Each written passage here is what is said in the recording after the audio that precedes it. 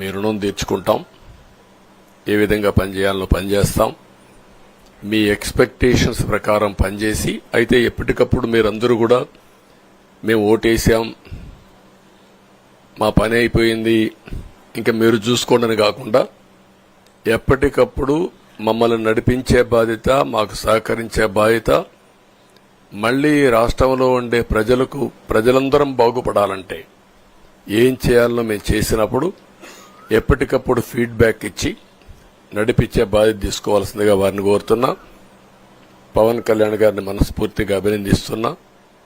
అదే మరి బీజేపీ అగ్రనాయకత్వాన్ని నరేంద్ర మోడీ గారిని, అమిత్ షా గారిని, ఇక్కడికి వచ్చిన అబ్జర్వర్స్ ని, ఇక్కడుండే పార్టీ అధ్యక్షురాలైనటువంటి పురంధేశ్వరి గారిని మనస్ఫూర్తిగా అభినందిస్తున్నా. వీళ్ళందరూ కూడా ఏదైతే ఒక స్ఫూర్తిని తీసుకున్నామో ఆ స్ఫూర్తితో టోటల్ గా ప్రతి ఒక్క కార్యకర్త సిన్సియర్ గా పనిచేయడానికి, ఏ అభ్యర్థి ఉన్నా తమ అభ్యర్థిగా పాటించి బ్రహ్మాండంగా పనిచేశారు. వాళ్ళందరినీ అభినందిస్తున్నా. ఈరోజు మా విజయం మూడు పార్టీల కార్యకర్తల సమిష్టి కృషి. వారందరినీ అభినందిస్తూ ఈరోజు ఢిల్లీకి పోయి వచ్చిన తర్వాత ఒకసారి మళ్లీ ఇవన్నీ ఎప్పటికప్పుడు సమీక్ష చేసుకుంటూ ముందుకు పోతా అని చెప్పి తెలియజేసుకుంటూ మరొక్కసారి మీ అందరికీ అభినందనలు, ధన్యవాదాలు. థ్యాంక్ యూ అనండి.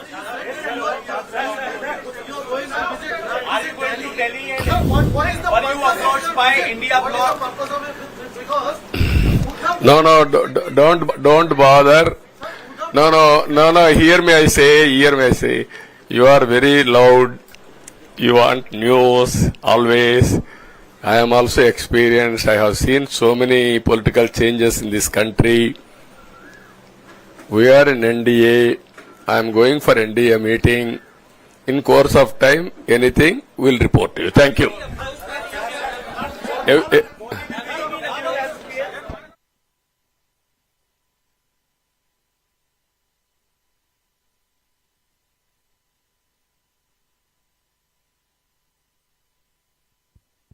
ఇప్పుడు మిత్రుడు చెప్పినట్టు పాలకుడు అనేవారు ఏ విధంగా ఉండకూడదో, ఎలాంటి వ్యక్తులు రాజకీయాలకు అర్హత లేదో జగన్ హిస్టరీ ఒక కేస్ స్టడీ మీరందరూ గుర్తుపెట్టుకోవాలి.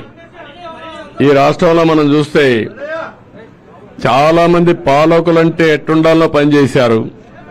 పాలకుడంటే ఎట్ట ఉండకూడదో పనిచేసి దాన్ని ప్రపంచానికి ఒక కేస్ స్టడీ ఇచ్చే పరిస్థితికి వచ్చాడు. చాలా మంది ఓడిపోయారు, గాని ఓడిపోవడం వద్దు, ఇక నువ్వే వద్దని ఓటేయడం డిఫరెంట్. అదే జరిగింది ఈరోజు. దీన్ని ఇన్ కోర్స్ ఆఫ్ టైం చాలా విషయాలు మీకు చెప్పాలి, అవన్నీ వస్తాయి, మాట్లాడుకుందాం. నేను దాని గురించి కాదు, వ్యక్తుల గురించి కాదు, వ్యవస్థ గురించి.